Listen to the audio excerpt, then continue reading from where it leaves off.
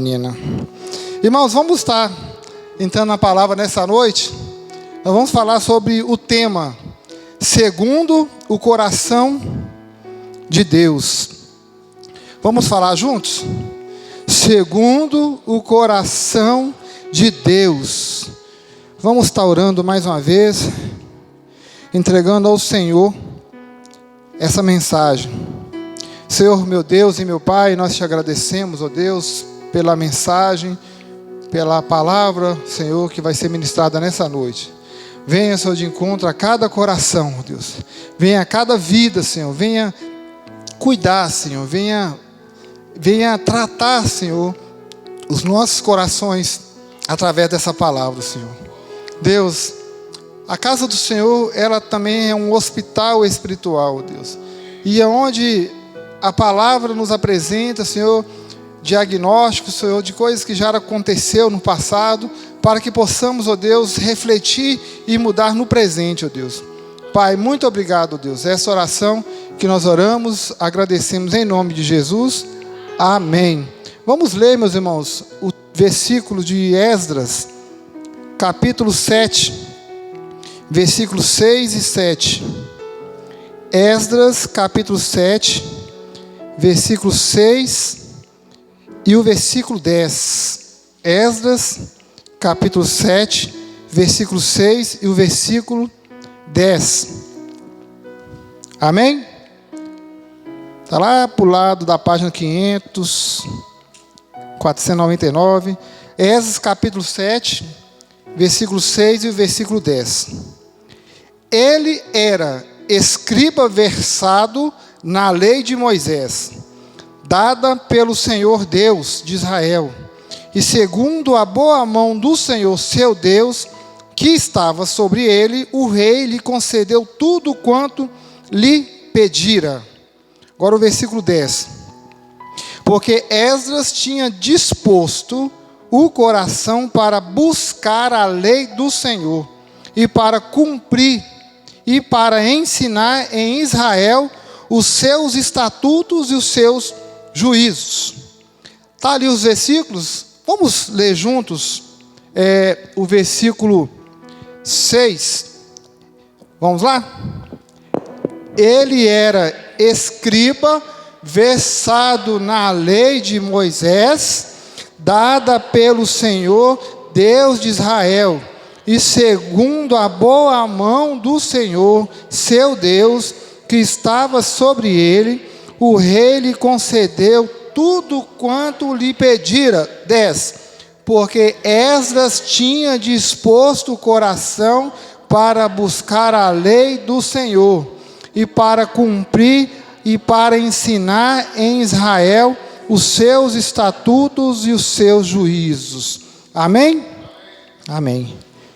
Irmãos, quando nós falamos de Esdras, nós não podemos deixar de falar do contexto histórico que Esdras estava inserido. Esdras está saindo, de um momento ruim que o povo de Israel viveu, que era o cativeiro da Babilônia. Irmãos, quando nós falamos de Esdras, nós temos que lembrar que Deus, Ele é fiel, amém?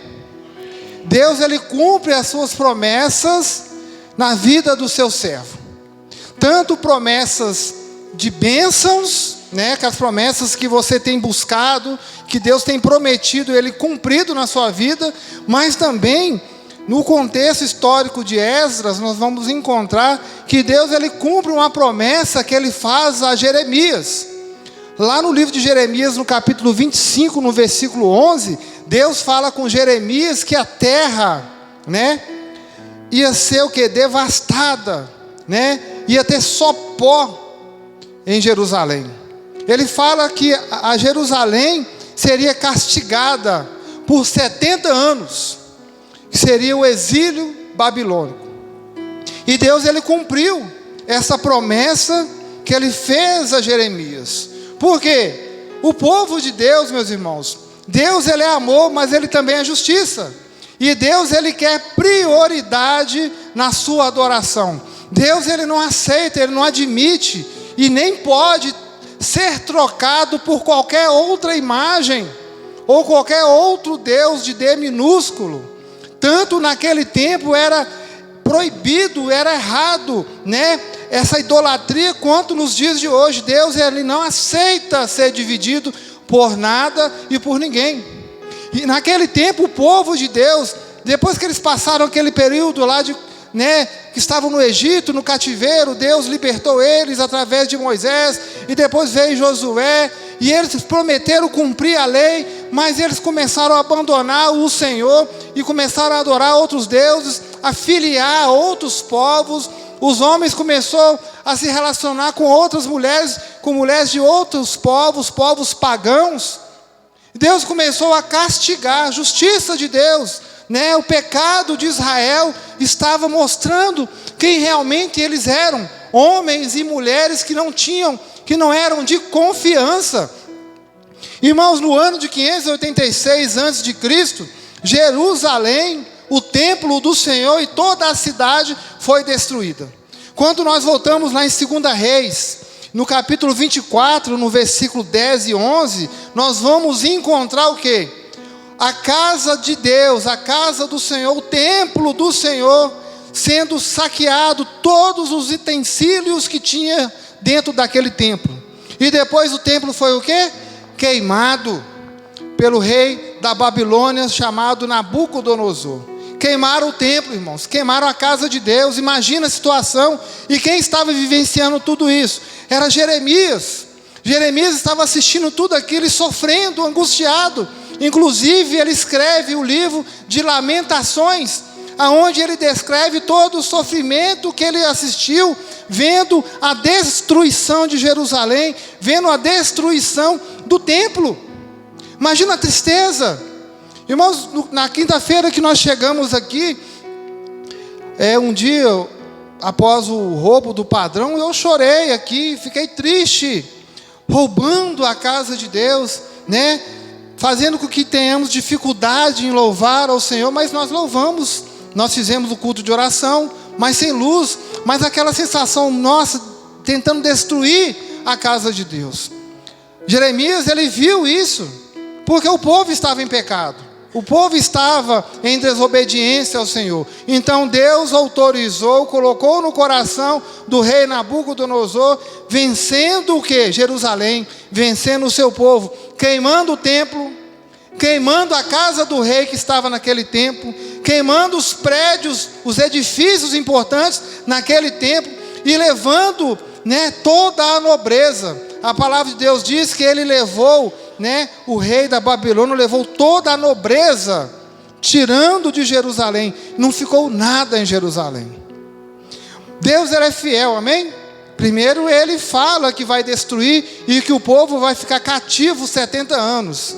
Mas agora, antes de terminar, né, os 70 anos de cativeiro, ele volta para Jeremias, lá no capítulo 29, no versículo 11, e ele fala com Jeremias: eu vou voltar e vou levar novamente o meu povo, né? O meu povo vai reconstruir, vai voltar para Jerusalém novamente. Em Jeremias capítulo 29, no versículo 10, olha a promessa que Deus faz a Jeremias: assim diz o Senhor, logo que se cumprirem para a Babilônia 70 anos, atentarei para vós outros e cumprirei para convosco a minha boa palavra, tornando a trazer-vos para este lugar.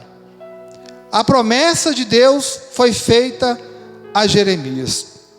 E a pergunta que se faz nessa noite é: de que maneira Deus vai cumprir essa promessa para Jeremias? Primeiro, nós temos que entender que Deus é Deus.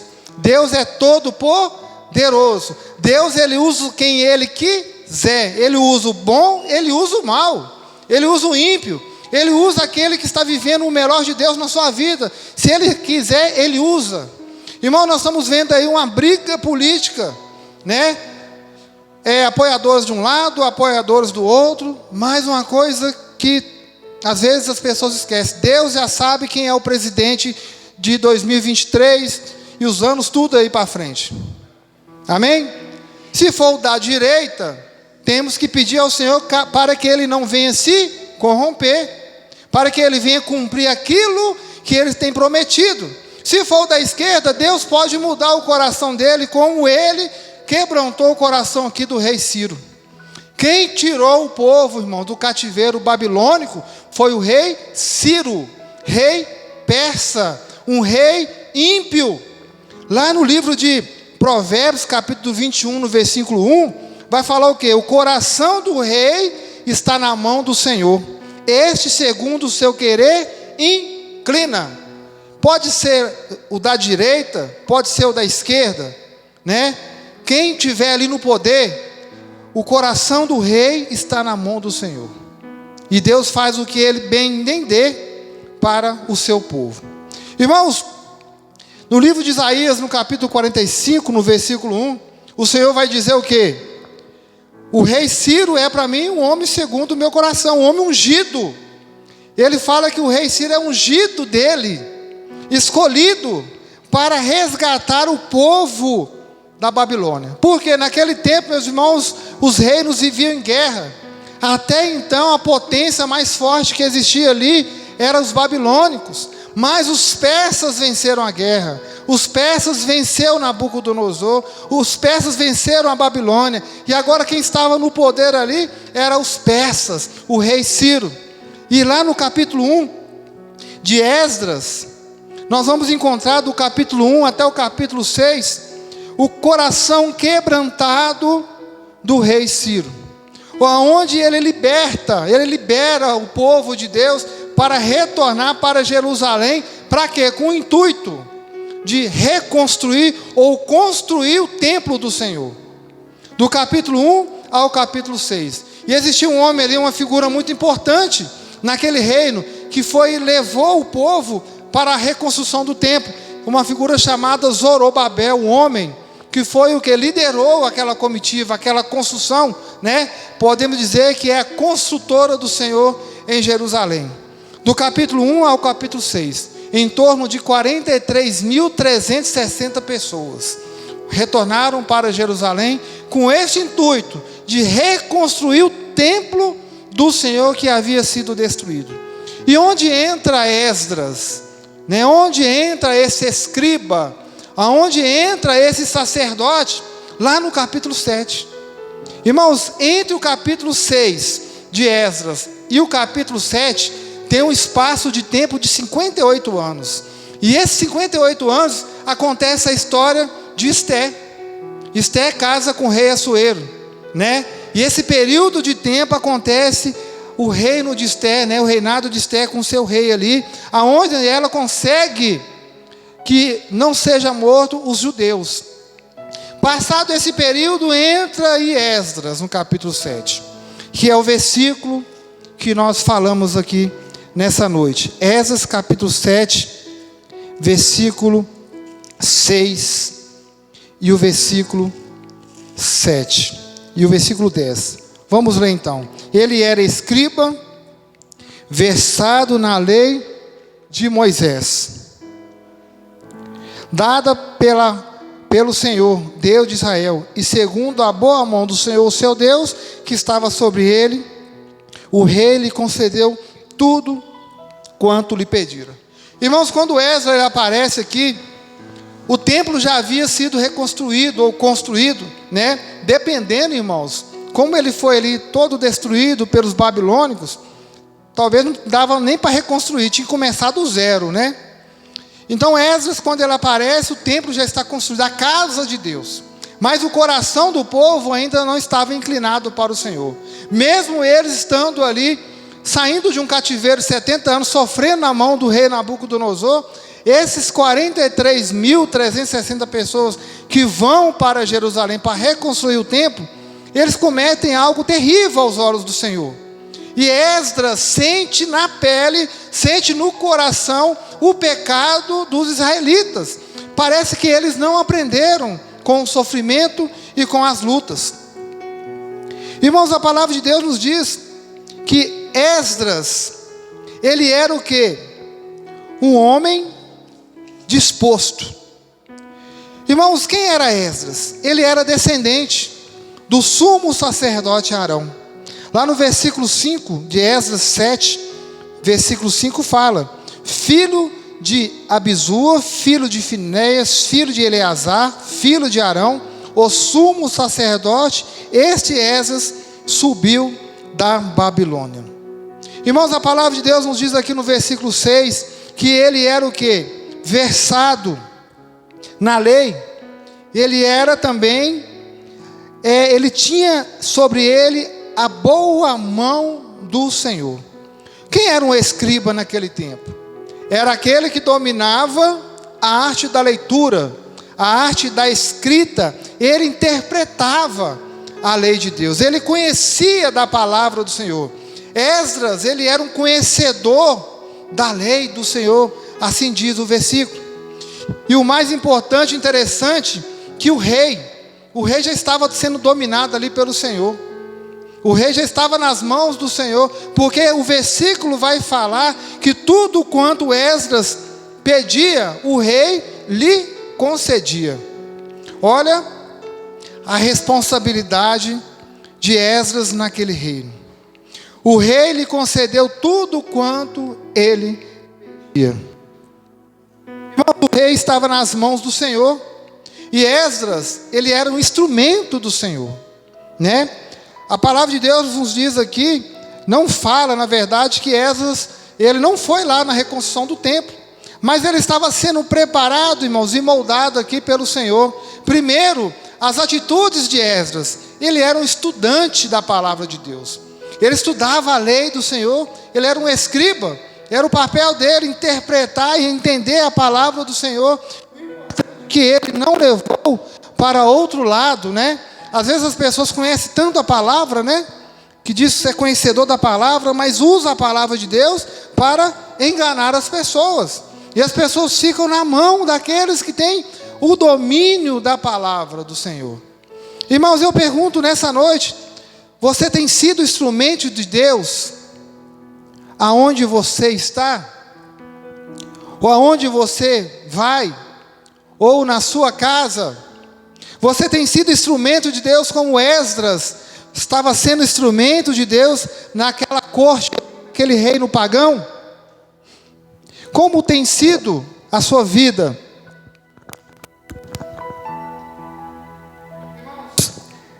E mais, no versículo 6 vai dizer que Esdras, ele era versado na lei. O que é uma pessoa versada na lei? Uma pessoa versada na lei é um perito, é uma pessoa que domina, é um exercitado, é uma pessoa experimentada, é uma pessoa que tinha conhecimento da palavra de Deus. Por exemplo, se Esdras falasse com o rei: eu quero ter muito ouro, o rei lhe concederia, porque o versículo fala que o rei lhe concedeu tudo quanto ele pedira. Se Esdras falasse com ele assim: eu quero terras, o rei tinha poder para tirar moradores de casas ali e dar terras para ele. Às vezes tinha até terra ali disponível. Se Esdras falasse: eu quero mulheres, o rei daria mulheres para ele. Só que o interessante, que o Esdras fazia, meus irmãos, era algo que às vezes nós não fazemos. Ele buscava era mais de Deus, ele queria mais de Deus, ele queria beber mais da fonte, ele queria entender, estudar mais a palavra do Senhor. Então vamos ver aqui então 3 características importantes na vida de Esdras. A primeira característica que nós podemos encontrar na vida de Esdras está aqui no versículo 10.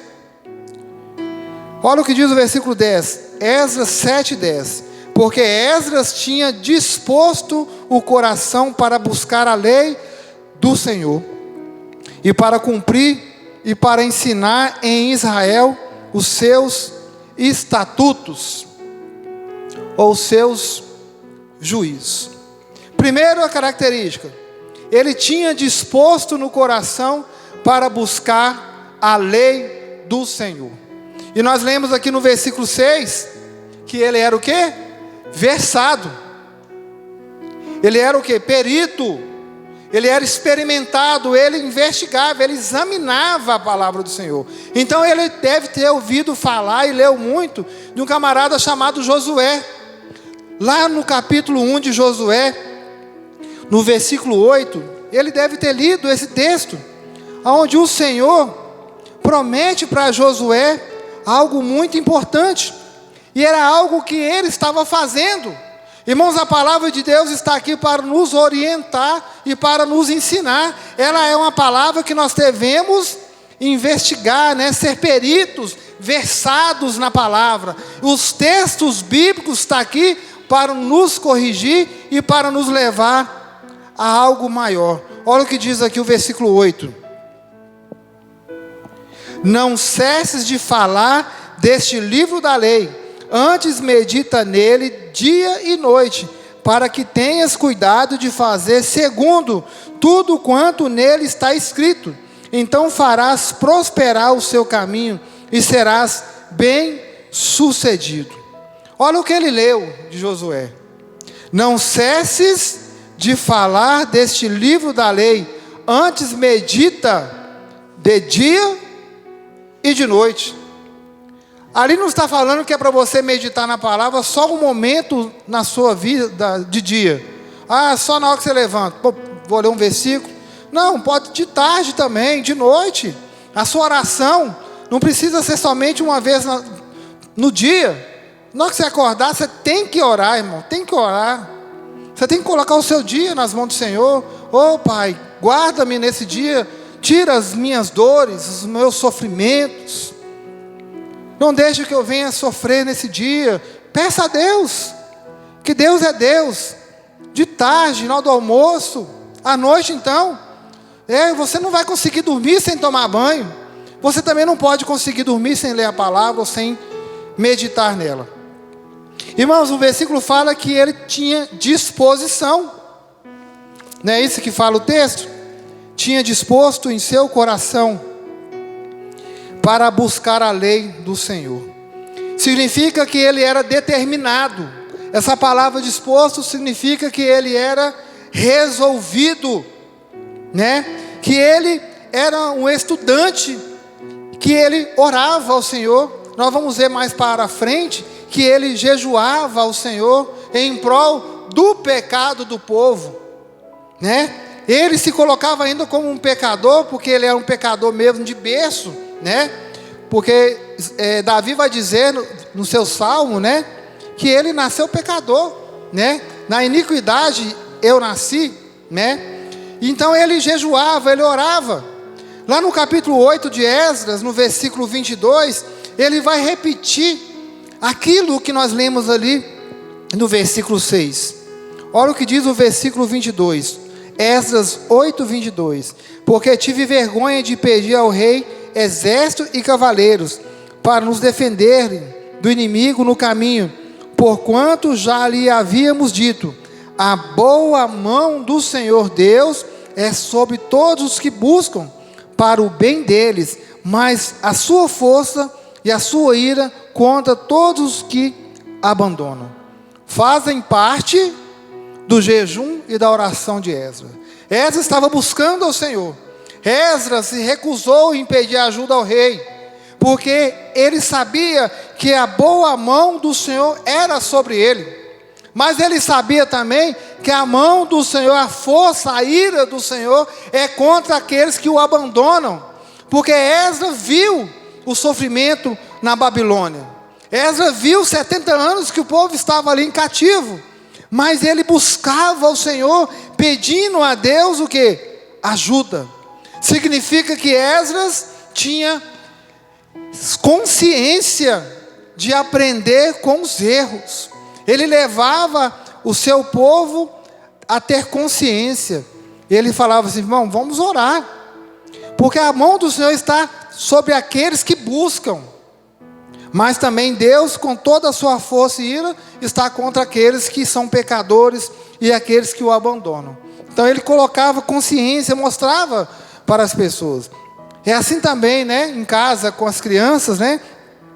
Às vezes ela comete um errozinho, né? E tal, machuca. Igual a Duda machucou aquele dia lá no Curumim. E eu falei, Duda, você não pode brincar nesse brinquedo mais. Olha o risco que você teve. Né? Mostrei para ela, tirei foto, né? Olha aqui, se você cai aqui, você caiu aqui. Se esse brinquedo fosse mais fechado, sua cabeça ia ficar agarrada. Então coisas piores podem acontecer, não pode brincar. Então você precisa orientar, mostrar aonde a pessoa ali cometeu um erro, uma falha, para que possa ser corrigido. Assim Esdras fazia. Segunda característica, meus irmãos, de Esdras, é que ele tinha disposto a obedecer à palavra de Deus. Não é o que diz lá o versículo 7 e 10? Porque Esdras tinha disposto no coração de buscar a lei do Senhor e para cumprir. Esse cumprir aqui, meus irmãos, é obedecer. Outro dia a filha de um pastor falou assim: o meu pai conhece muito da palavra de Deus. Conhece muito, e realmente ele conhece mesmo. Mas só que ele não obedeceu. Só que ele não foi fiel à palavra de Deus. E é por isso que talvez ele está na situação que está hoje. Segundo palavras, né, dessa filha. Irmãos, o salmista vai dizer lá no Salmo 119, no versículo 4, que nós devemos cumprir à risca os mandamentos do Senhor. Que nós devemos cumprir à risca a palavra do Senhor. A obediência está relacionada com o amor, que nós devemos submeter à sua palavra. Tiago vai dizer também no capítulo 1, no versículo 22, que sejamos praticantes da palavra e não apenas ouvintes. E é isso, irmãos, que acontece muito, né? Nós ouvimos a palavra, nós expomos a palavra, né? Nós ensinamos a palavra. Você tem a oportunidade de ensinar a palavra, você tem a oportunidade de orientar na palavra. Isso porque você ouviu e está praticando. Mas muitos não são praticantes da palavra. E isso recai à mão do Senhor. Porque você não consegue discernir mais o que é certo, o que é errado, a obediência. Né? Quando Jesus estava com os discípulos e com a multidão, Jesus declarou para os discípulos ali, para o povo, né, que ele era o pão vivo que desceu do céu. Lá em João capítulo 6, 68.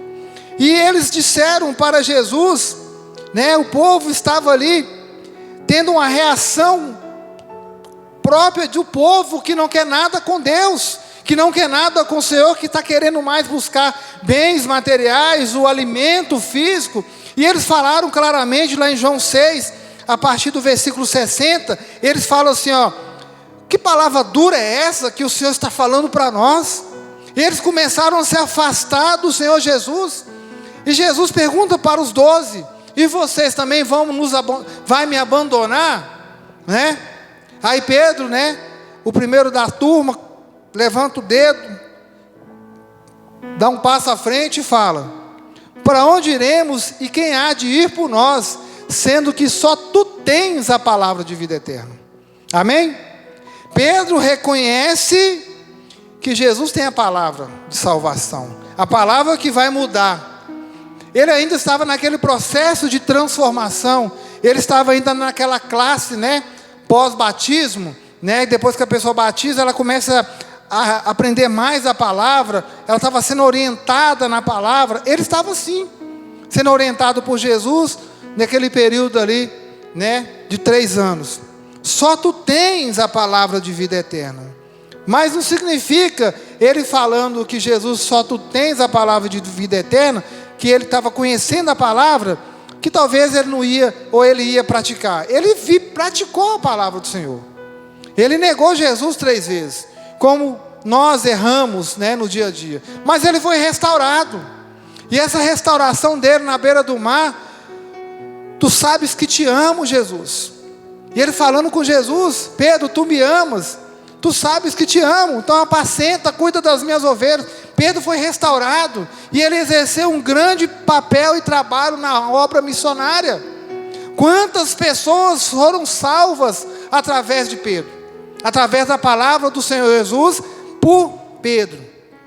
Irmãos, a obediência, né, a palavra de Deus diz que é melhor obedecer do que sacrificar. Então temos que obedecer. Esdras cumpriu, né, que fala, cumprir a palavra do Senhor. É uma das suas características. A primeira que nós vemos é, ele tinha disposição no coração para buscar a lei do Senhor. E agora ele tem disposição para obedecer a palavra de Deus. E por último, Esdras tem disposição. Ele está disposto a ensinar a palavra de Deus.